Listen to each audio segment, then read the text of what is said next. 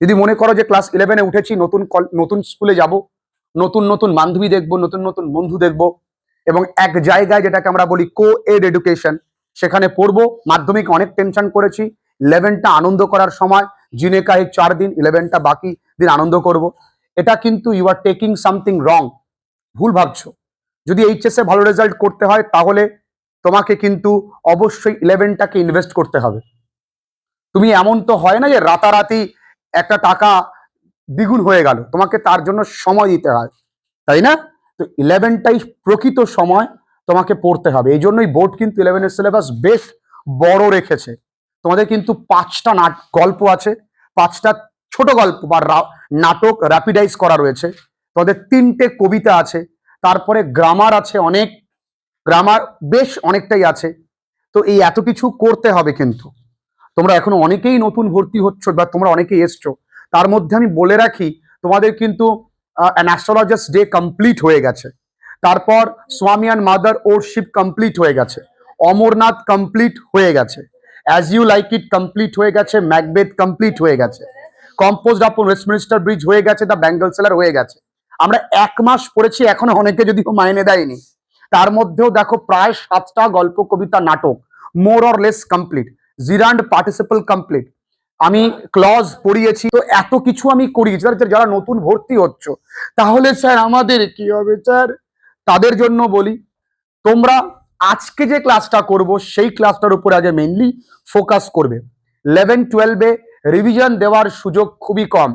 তোমরা সেমিস্টার প্রসেসে পড়াশুনো করছো, এটা মাথায় রেখে দাও। স্কুল খুলতে না খুলতেই পরীক্ষার ঘন্টা বেজে যাবে। দেখবে স্কুল খুলে পারেনি, বই হাতে দিয়ে পারেনি, দেখবে স্যাররা বলবে তোমাদের প্রথম সেমিস্টারের পরীক্ষা, অর্থাৎ 40 নম্বরের এমসিকিউ বেসড পরীক্ষা, তোমাদের স্কুলে কিন্তু এখনো 40-এ 38 কি 37 হাইয়েস্ট আছে সম্পিতা। ওর রেকর্ড ক্রস করা কিন্তু একটু জটিল আছে। ও প্রচুর পরিশ্রম করে, খুবই পরিশ্রমী একটি মেয়ে। ওকে দিয়ে শেখা যায় যে পরিশ্রমের কোনো বিকল্প নেই। তোমার যতই মেধা থাকুক না কেন, যদি পরিশ্রম করতে পারো তোমার রেজাল্ট ভালো হবে। আর 11-এ ফেল করলে, ধরো ফার্স্ট সেমে, আমি ভয় দেখাচ্ছি না, আমি সত্যিটা বলছি, সরকার তো বদলেছে, তো আরো কড়াকড়ি করবে, পাশ ফেল ব্যাপারটা আরো জটিল করবে সমস্ত ডিপার্টমেন্টে। সরকার কিন্তু নতুন করে পুনর্গঠন করার চেষ্টা করবে। যদি 11-এ ফেল করো, ফাইন করবে স্কুল। তাই কিন্তু সেকেন্ড সেমিস্টারের জন্য পরীক্ষা দিতে দেবে, তার মানে সেকেন্ড সেমে গিয়ে আবার ফার্স্ট সেমের পরীক্ষা দিতে হবে। অর্থাৎ ঘাড়ে করে প্রবলেমটা নিয়ে যেতেই হলো। তুমি ওই পরীক্ষায় গিয়ে সেকেন্ড সেমে ফেল করে গেলে, ফার্স্ট সেমে তো ফেল করেই ছিলে, টোটাল ইয়ার ড্রপ করে দেবে। অর্থাৎ তোমাকে আবার 11-এ পড়তে হবে। এবার তুমি ভাবছো যে তাহলে স্যার আমাকে কেন তাহলে ফার্স্ট সেমে তুললো? যদি তোমায় ফার্স্ট সেমে না তুলতো, মানে সেকেন্ড সেমে না তুলে তুমি কার সঙ্গে পড়তে?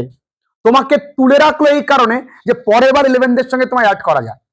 এই কারণে তোমার কোনো উপকার তারা করেনি। তার উপরে তুমি তো মাস্টারমশাই রেখেছো, সেখানে 5টা সাবজেক্টের জন্য মোরলেস 500 টাকা করে তো খরচ আছেই। 2500 টাকা, যদি 2500 ইন্টু 6 করো, তাহলে বেশ ভালো টাকা খরচ হয়েছে, খাতা, পেন, বই। তাহলে আমি বারবার করে বলবো, এই সেমিস্টার প্রসেসে গাদাগুচ্ছের বই কেনার প্রয়োজন নেই। আমি যা করাচ্ছি, যতটুকু করাচ্ছি, ততটুকুই যদি কেউ ঠিকঠাক করতে পারে, তার 40 আউট অফ 40 কেউ আটকাতে পারবে না। এই সেমিস্টার প্রসেসে 11-এ ছেলে মেয়েরা বাড়ির পাশে দাদার কাছ থেকে শুনে আসে যে 11-এ পড়তে হয় না। বাড়ির আশেপাশে কেউ বলে, দেখ ভাই আমি না পড়েই পাশ করে গেছি। সে জামানা বদলে গেছে, কিন্তু পরীক্ষার আগের দিন পড়ে পরীক্ষা দিলেও পাশ করা যেত, সেটা আগের সিলেবাসে। এই সিলেবাসে কিন্তু হবে না। তুমি দেখছো তুমিও লিখতে পারছো না, পাশের জন্যও পাচ্ছে না। ও মা কালীর ডেকে টিক মারছে, তুমি বাবা লোকনাথের ডেকে টিক মারছো, এছাড়া তো উপায় হবে না। এবং এই ফার্স্ট সেমে না পড়লে সেকেন্ড সেমে যখন ডেসক্রিপটিভ টাইপ কোশ্চেন, অর্থাৎ তোমাকে একা একা লিখতে হবে, সেখানে কিন্তু বেশ রাইটিংও আছে, গ্রামার একা করতে হবে, SA Q short answer type question, BT Q বা LA Q broad answer type question তোমাকে একা একা লিখতে হবে। সে বিষয়ে চিন্তা নেই। কবিতা থেকে 2টো ব্রড কোশ্চেন দেয়, একটা লিখতে হয়, আমি একটাই লেখাবো, চিন্তা নেই, ওটাই পরীক্ষায় আসবে। এতদিন এসেছে, আগামী দিনেও আসবে, চিন্তা নেই। তোরা তো 11-এ পড়িস, 12-এও আমি তাই বলি তাই আসে, তার মানে তো বাবা বিশাল ব্যাপার। ব্যাপারটা সেটা নয়, ব্যাপারটা হচ্ছে লেখা শেখা, যে সেম কোশ্চেনটাকে কত রকম ভাবে লেখা যায়, মূল জিনিসটাকে জেনে নিয়ে একটু বুদ্ধি করে চলতে হয়। আর যদি এই সেমে না পড়িস তাহলে তোদের মনে হবে 12-এ গিয়ে ফাটিয়ে দেবো, হয় না। এখানে না পড়ার একটা বদ অভ্যাস তৈরি হয়ে যাবে। এই না পড়ার বদ অভ্যাস কিন্তু অত সহজে কাটাতে পারবি না। প্রতিদিন 5টা সাবজেক্টের জন্য, প্রত্যেকটা সাবজেক্টের জন্য 8 ঘন্টা করে আর্টসের স্টুডেন্টরা তো অবশ্যই দেবে, সায়েন্সের স্টুডেন্টরা প্রতিটা সাবজেক্টের জন্য 1 ঘন্টা অবশ্যই রাখবে।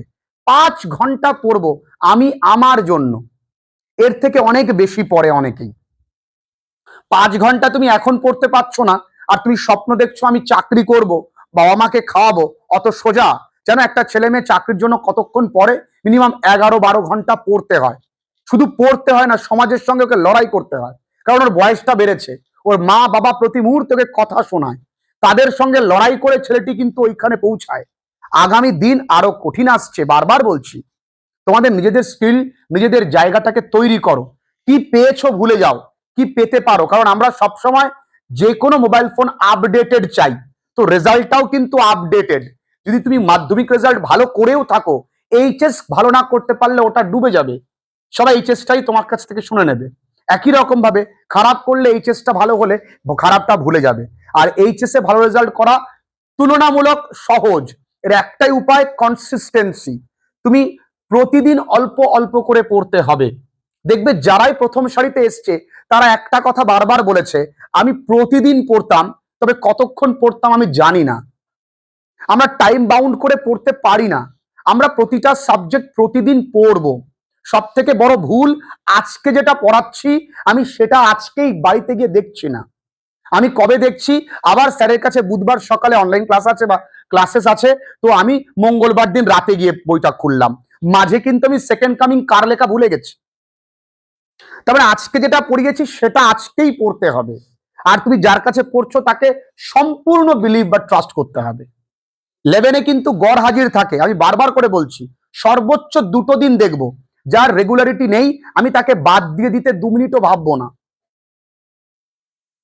আমি যা পড়া দিচ্ছি সেই পড়া অফলাইনে যেমন ধরছি, অনলাইনেও কিন্তু পড়া ধরবো, প্রতিদিন পড়া ধরবো, না পারলে কোনো ছাড় নেই, কোনো অভাব রাখবো না শাসনের। আমি বলিনি আনন্দ করবে না, নতুন স্কুল, নতুন বন্ধু, 11-এ অনেক আনন্দ, অনেক মজা, কিন্তু পড়াশুনোটাকে সঙ্গে করে নিয়ে দেখবে, যে বেটা পড়াশুনোকে সঙ্গে করে নিয়ে এনজয় করেছে তার আনন্দটা তোমার থেকে অনেক বেশি।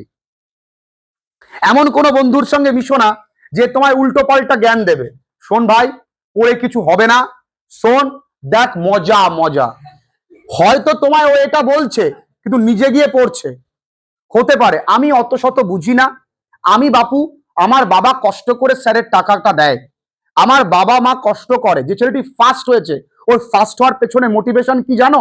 ও বারবার বলেছে আমার মা অনেক কষ্ট করে আমায় মানুষ করেছে, আমার বাবা নেই, আমার বাবা মারা যাবার পর আমার মা একা হাতে আমায় মানুষ করেছে।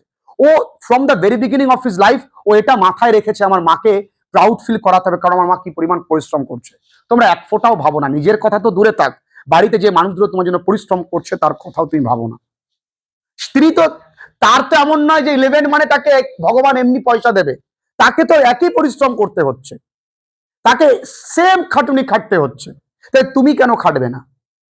11টা আনন্দ ফুর্তির সময় অবশ্যই, কিন্তু পড়াশোনাটাকে সঙ্গে করে নিয়ে, খুব সহজ জীবন, যে স্যার যা পড়াচ্ছেন সেটা বাড়িতে পড়তে হবে, যা রেজাল্ট হয়েছে ভালো হলে ভালো, খারাপ হলে ভুলে যাও, কেউ দুটো কথা বলছে শুনে নাও, মাথা নিচু করে মেনে নাও, কারণ বলবেই, না বললে তোমার শিক্ষা হবে না, তাই না? পেরেক যখন কোনো তক্তার ভেতর দিয়ে যায় নিশ্চয়ই তাকে ফু দিয়ে ঢোকানো হয় না, তাকে জোরে আঘাত করে মেরেই ঢোকাতে হয়। তোমাদের ব্রেনটা না পড়ে পড়ে তক্তার মতন হয়ে গেছে, কথাগুলো তারা বলবেই, তোমাকে শুনতেই হবে, এটা এটা তোমারই পাপের ফল। এবং শোনো, রেজাল্ট করো, ওরা একদিন চুপ হয়ে যাবে। আমি বোঝাতে পারলাম? পড়ছি অ্যাটিটিউডের থেকে, বাড়িতে সত্যি পড়ো উইদাউট জিরো অ্যাটিটিউড, তাই না? কোনো অ্যাটিটিউড থাকলো না, কি আছে, আমি পড়ছি, এটা আমার মেইন মোটিভ থাকা উচিত। 11 শুরু করো, এখনো সময় আছে, অনেক সময়, শুরুটা করো।